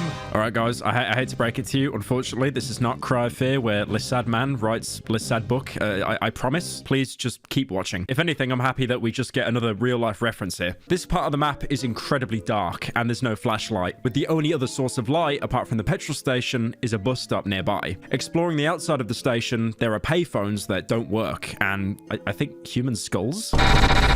Oh no. The blood trail from the car wreck leads inside the station shop. Going inside, you actually get a little bit of reprieve. It's well lit, and there's also some classic elevator music playing. They even have Doom 2 rendered hot dogs, donuts behind bulletproof glass, and an arcade cabinet of soda jerks. But there's one item here that's a dead giveaway that's going to be a huge standoff. Going behind the counter and interacting with the sludgy machine, your health will instantly be bumped to 200 HP. Ironically, the same number as the Soul Sphere that kicked off this entire adventure. But use it 3 times and it'll break with a fat out of order sticker covering all the options. It's the maintenance man. Sludgy bros. How will we ever recover? It's the lemon lime. Going into the back of the station, there's a storage closet. Nothing sticks out, just dozens of boxes. But behind a pile of them is the final item we've been searching for, a joystick, giving the message, it's my turn. After collecting the joystick, if you follow the blood trail from the car crash to the door opposite, it'll reveal a bathroom, one that's incredibly similar to the one from the original house. Opening the door once more, you're back in the old house, with the picture frame now completed in both worlds. But looking at the painting, which directed us to the hole in the fence in the mirror world, it's changed again to show the gas station we were just at. But now there's a campfire, asking us to find it. This only appears in the mirror world, so we have to go to the gas station again while staying in this world. In the mirror world, the car crash has been replaced entirely with a dropped flashlight, and going up to the Shell garage, it's been covered with police tape. And instead of only a few droplets of blood like the original world, there's blood sprayed everywhere, like it was the origin of an attack. Only the back entrance is accessible. Now, remember earlier when I mentioned the setup that this would probably be a standoff from the sludgy machine that would top up your health multiple times? Well, in the mirror world storage room where the joystick was found, there's a rocket launcher there instead. Trying to return to the house from here via the toilet is impossible due to the tape covering the door there as well. Even though this version of the station has changed drastically, there's still no campfire. The way this area works in both worlds is, apart from the Shell station, the entire road leading to it is one big circle that loops around. So instead of mindlessly humping walls like usual Doom, you'll actually have to use your eyes, which, by the way, is incredibly difficult here because not only is it pitch black, but the blue filter of the mirror world makes it even harder to see. Eventually finding an opening in the shrubbery, you can find a campfire that's mostly burnt out. Only embers are left. As soon as you go near the campfire, a door will open built into a tree with a white light emanating from it. But also, the campfire comes back to life, and if you've played Doom before, you'll hear a very familiar noise. That's the sound of an arch vial. Now, I just want to put it out there, I absolutely despise these things. The only thing I hate more than these are clears from the Serious Sam franchise. Clears, come out to play. Clears, come out to play. I'm sure you've seen them in Doom Eternal, but I think very few people have any idea how horrible these things were in the original Doom games. They were introduced in Doom 2 and were pretty rare, but deservedly so. The Doom 2 official manual says they're one of the worst of a bad lot. You can't think of enough rotten things to say about him. He's fast. I wrote fat in the script. Hard to kill, cast spells, and resurrects dead monsters. At least these suckers are rare. Most enemies in Doom 2 use projectiles to attack the player, with a few exceptions being hit scan like the zombies. But they deal such low damage that you can kind of justify it. Kind of. But archvials will raise their arms to set you on fire. The fire itself does no damage. But if it has line of sight of you when it claps its hands, the erupting flames will do insane damage. Something Filthy Frank would shamelessly steal years later with his Roast Lord bit. Shut up!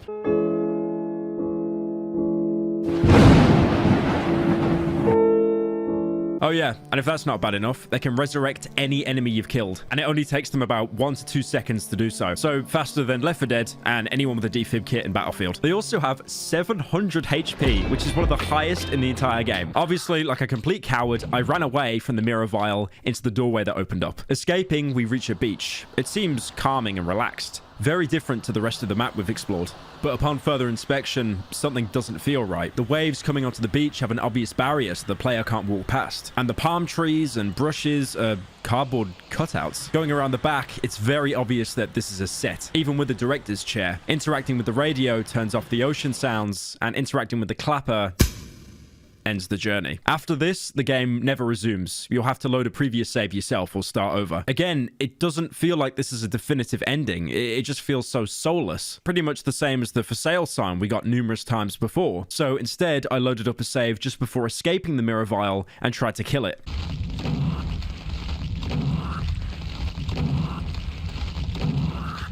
Yep. Average arch vial health here. Average arch vial health. What I didn't know at the time is the mirror vial is basically unkillable, having the second highest health pool in the entire game. 5 million HP, by the way. Only being beaten by the skin stealer in the back rooms. So the only other option I had was to run.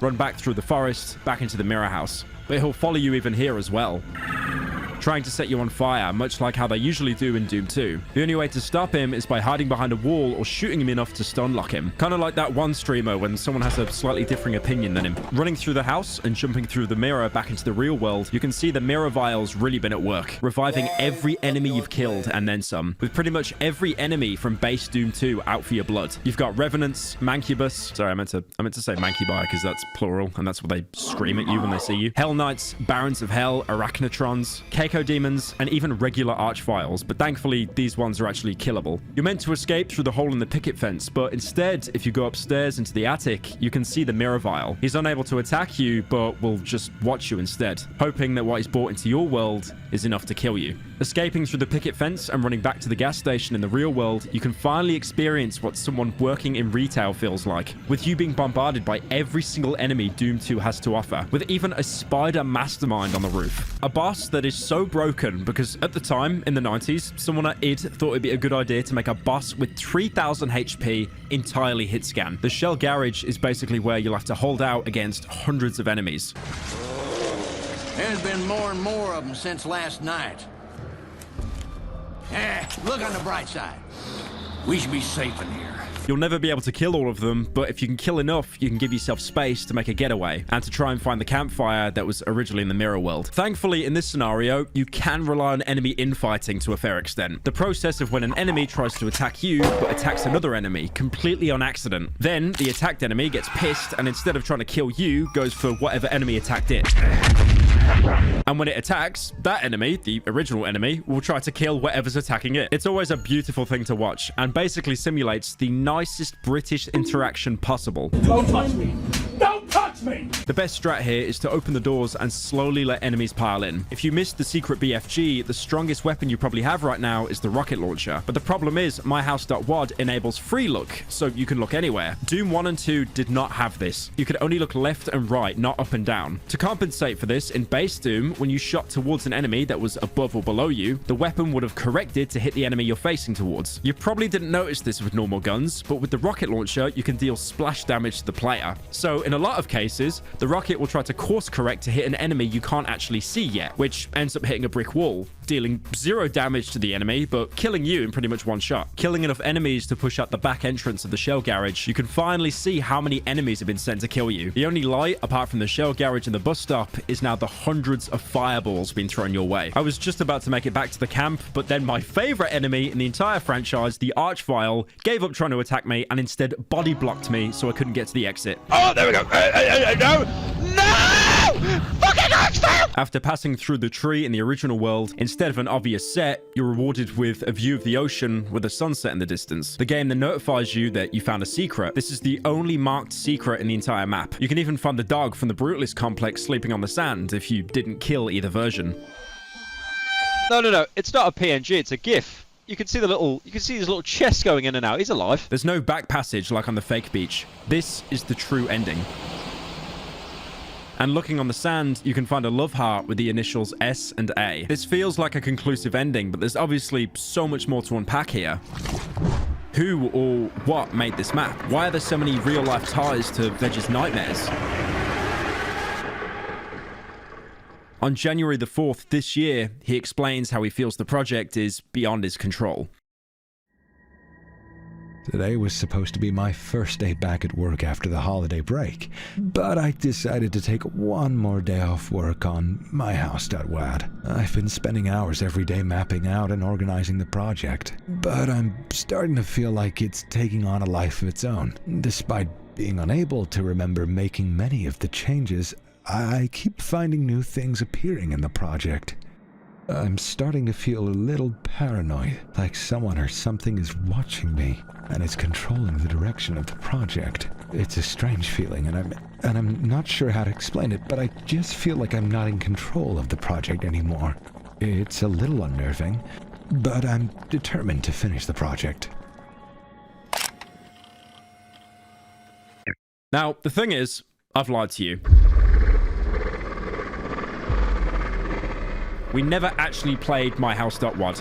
The entire time we've been playing myhouse.pk3, which was a secondary file uploaded onto the Google Drive. The actual myhouse.wad that's so infamous is actually tucked away in a zip file right next to myhouse.pk3.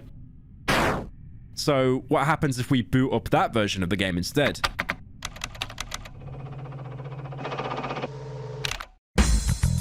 The The first thing that's instantly clear is your height is reduced, that of a child or someone that's 5'11". The house itself has no hidden secrets, no rabbit holes to go down, but the player's height is super important because, keep in mind, the original MyHouse.WOD was made by Veg's now deceased friend Tom as a child, who probably implemented his own height into the game, how he saw the house. So now we know that the PK3 version has been tampered with, confirmed by Veg's final journal entry on March the 9th. I don't know if it's the memories of my friend that keep flooding back while working on this map, but I need to take a break. This project, which began as a simple cleanup and a release as a memorial, has consumed all my free time. Hours pass and I'm not aware of the time or familiar with the work added to the map. I'm gonna stop mapping for a while and come back later when I'm in a better place. Most Doom WODs come with a text file explaining what settings are enabled and disabled for the maps. My house's author in the details is Steve Nelson, so we can assume that Veg's real name is Steve, with his Gmail account being the birthday 1987. The text file also has a warning at the bottom to not copy or redistribute the material in any medium or format. And Steve has tried to delete the map, but it's continued to change and evolve without any input from him. He asks not to be credited or contacted and not to use the material for commercial purposes. He tried to keep it away from the internet, but it still found its way online. It's still changing. It wants you to feel sad, alone, desperate. Don't let it win. Don't play it. So we now know two things. So there's a pretty high chance that my PC is now cursed.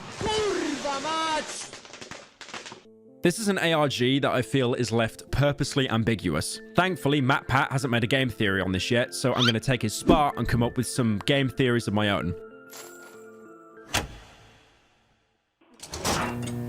These theories don't cancel each other out, and some of them can actually coexist, but I'm going to go through them individually. Theory 1. MyHouse.pk3 is a living demonic entity. Complexity level, low. Now, this one is pretty much all but confirmed. The nightmares Steve has creating the game, the way the nightmares trickle into the game itself, using nightmares as building blocks to create the PK3 file. The daycare nightmare, the flooded nightmare, the fake beach. All of these are things that he dreamt of, sacrificing his sleep and real-life responsibilities because the map had just entirely consumed him. It's all he could work on. It's all he could think about. I don't know if it's the memories of my friend that keep flooding back while working on this map, but I need to take a break. This project, which began as a simple cleanup and a release as a memorial, has consumed all my free time. Hours pass and I'm not aware of the time or familiar with the work added to the map. I'm gonna stop mapping for a while and come back later when I'm in a better place. As mentioned above in the text file, Steve in the end feared about the PK3 version escaping from just his hard drive onto the entire internet. So you could interpret that this was his last attempt to try and protect us from even downloading it. Or in a more sinister way, complete delusion of him wanting the game all to himself. Something he mentioned in previous journal entries. He didn't want the support of the Doom community with the map. He wanted to work on it and have it all to himself. Obviously, there's no one else to corroborate this theory apart from Steve himself, who at this point is incredibly sleep-deprived and delirious. He might have even added all of this himself in his manic state. The items of his childhood, the unkillable Archvile boss, almost cliche to face off against the final boss. Overall, I'll give this one 7 MatPats out of 10. It's pretty solid. Theory 2. Steve and Thomas were a married gay couple.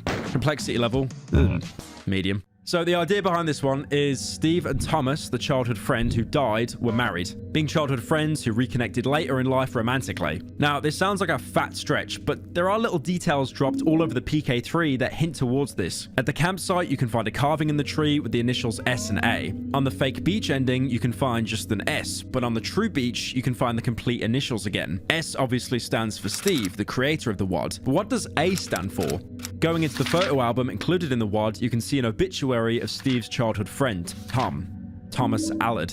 Throughout the game, we've picked up numerous items hinting at a relationship. The wedding ring, the baby bottle, these all hint at some kind of marriage and beyond. In Steve's journal, he even mentioned about losing the love of his life and just wanting to move on, implying it was a very recent bereavement. Now, even though this is a pretty popular theory for people to run around with, I think there's actually a lot more holes here than people want to admit. For example, why would Steve use his first name, but Thomas using his last name? And throughout the entire journal, Steve only refers to Thomas as his friend, and never as his partner, even towards the end. This theory gets 5 MatPats out of 10. Theory 3. Stephen and Tom are the same person. Complexity? Medium. There are a lot of elements of duality displayed through the game that show Thomas might actually be some form of mental projection. Having different sides of the same person taking over to protect Steve, or to even finish things that he couldn't. This theory plugs up a lot of holes left over by the end of the game, but like any Sea of Thieves game, you usually end up having even more holes in the process.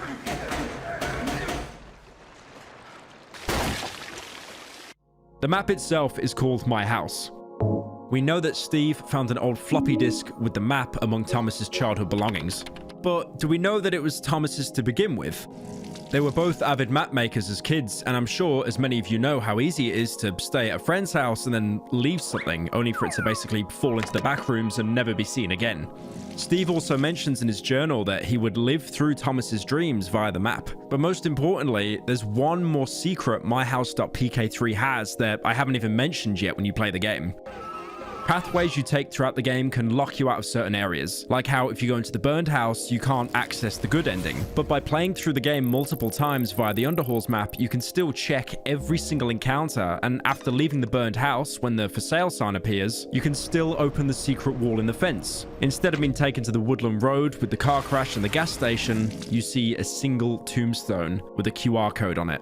This code, as of recording, is unusable. I don't think Steve expected so many people to play this ARG, but by going onto the archive of the website, we can see another obituary, but instead of it being for Thomas, it also includes Steve, with them both being the exact same age and dying on the same day. On top of that, their surviving family members have very similar names. Thomas has Dale, Judy, Suzanne, Joel, and David, while Steve has Douglas, Julie, and Samantha. This winking man that Steve dreams about could be Thomas, a more happy version of Steve, with the game even acknowledging that and twisting it into something nefarious. But again, there are some points against this. My House could have just been the name Thomas gave the .wad file. The obituary does exist. We can see it here, so there's a possibility that they died together. Also, the journal does mention Thomas a lot, but if that's the case, why does the journal even exist if Steve was dead before he wrote it? Jesus Christ, I feel like I'm watching Mr. Nobody. Of all those lives, which one is the right one? Each of these lives is the right one. Every path is the right path. Overall, this one gets like a 5.5 MatPats out of 10. Very strong theory, but it falls apart once you pick it apart. Theory 4. Thomas is a trans man. Complexity. This one's a fat stretch, I'm not even gonna lie.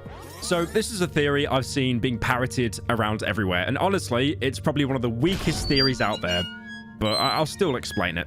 This comes from the airport. When you enter the female bathroom, you can find a bottle of empty pills. And once you fight your demons, you come out of it with a full bottle you can pick up with the notification, feeling fine. Life is good.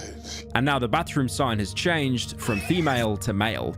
This theory makes sense in a vacuum, but it really doesn't line up once you compare it to other things you find in the game. Now, I will admit, the way I explained it, the bathroom set piece, it does seem to be an allegory for being transgender and the process of gender-affirming care. This could also clear up the A being referred to with Thomas's dead name. Now, the evidence against this, apart from everything, Lamau, why would you put your partner's dead name in a tribute to their life? Also, no A name is given at any point. I can see why people would believe this theory, but apart from the bathroom, it has nothing else to work with, so I'm giving this one like a 2 out of 10. Now, I do have another theory about the airport bathroom I actually don't see a lot of people talking about. Theory 5. The airport bathroom event is a miscarriage of A and Steve's baby. When you go into the female toilet, it becomes coated in blood, with demons spinning around in circles, displaying the traumatic incident of A's baby being stillborn and causing bleeding to the mother. I already mentioned the empty medication bottle when you enter the bathroom. This could symbolize not having enough medication to protect someone from a painful memory or trauma. Insert dream normal pills joke here.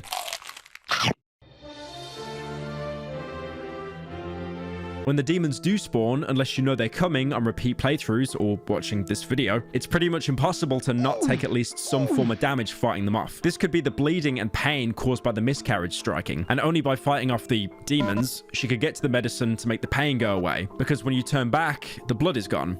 Keep in mind, when this first happened, I died because I was massively overwhelmed and woke up in the hospital, your one and only extra life during the whole game. That person you can barely make out behind the curtain could be Steve's partner, flatlining. That, or it could be a representation of Steve's own heart dying in the moments after the miscarriage. And by running to get a defib, you could be trying to save A, or to get your own heart going again after such a traumatic event to keep pushing forward. Steve even had a dream of a baby crying in the attic, finding a stillborn baby inside. Not to mention the baby bottle you can find in the game as well. The only real evidence against this is it still doesn't explain why the genders of the bathroom switch. But overall, I give this one an 8 out of 10. It's pretty conclusive, even though it doesn't answer everything. Theory 6. Now, this one's really interesting. The whole PK3 is a manifestation of a trauma loop. Not the final level in the last video I made. I mean an actual endless loop of trauma. There's only 2 real endings to my house. You either get to the final beach and enjoy the view, or you push yourself to find everything, reaching the headstone to find out that you, or at least the owner, is dead. The house itself is a manifestation of trauma and reliving the past to eternally torment yourself. 2 times in the journal, a winking version of Steve is mentioned as being a happier version of him, first in the mirror dream and then in the true beach ending. Somewhere, in another dream, the version of myself that winked back is sitting on the real beach, happy and content, knowing life is finite. There is no afterlife, and happiness is found in the small things around us that we can control. Happiness has to be fought for. We fought past hundreds of monsters to reach the real ending. That was the happiness that we fought for. This could be what's left of Steve's hope reaching out to him and showing him that the past is unchangeable as it is inevitable, and why he must live in the present to be happy, not constantly reminding himself of the past. MyHouse.wad is harmless, but MyHouse.pk3 is trauma. It's partly nightmares, partly memories all merged together. I don't think Doom 2 is the game's setting by chance. The entire setup to Doom is hell coming to Earth. The PK3 grows more as Steve feeds into it. Being so sleep deprived, he shuts himself off from the outside world and doesn't want anyone else to tamper with his trauma, because secretly, he's ashamed. Cryofear reference incoming. But as humans, we can be drawn to trauma, reliving it in our heads despite knowing it won't do us any good. It's a form of self-harm, but Steve is addicted to it. The Dark Wad was what Thomas made as a child, untampered and harmless, a clean memory. The PK3 is what Steve transformed it into after dumping all of his trauma onto it. He stopped living in the now, racked by guilt over his friend's death to the point he's stun-locked himself. He can't move forward, forcing himself to relive memories like the house fire, the events that Thomas lived. Getting the true ending is taking the winking Steve's advice, fighting for your happiness and living in the now. Steve takes a long look in the mirror and tries to look forward. The grave ending is forcing Steve to relive the worst moment, collecting every token of pain, not letting go, and it winds up being his own death, listed in the obituary, melded with his childhood friend Tom. The trauma itself gets a life of its own and uses Steve as a vessel of pain, wanting to give it to others because misery loves company. Now, the evidence against this, apart from being all in their head for what, the 7th video in a row now? I know what you may be thinking. Is all of this in John's head? Is John actually in some mental hospital? Is this just a pyrocynical video? It's pretty conclusive, and it doesn't tie the bow as much as the gay conclusion does, but still 8 map pats out of 10. Now, these are all great interpretations of the story, but recently I uncovered something that blew everything we knew out of the water.